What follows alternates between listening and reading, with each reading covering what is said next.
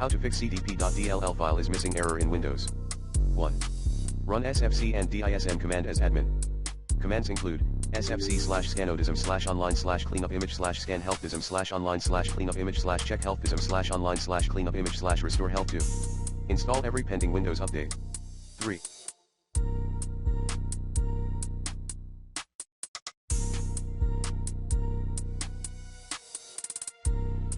Uninstall then reinstall the problematic program.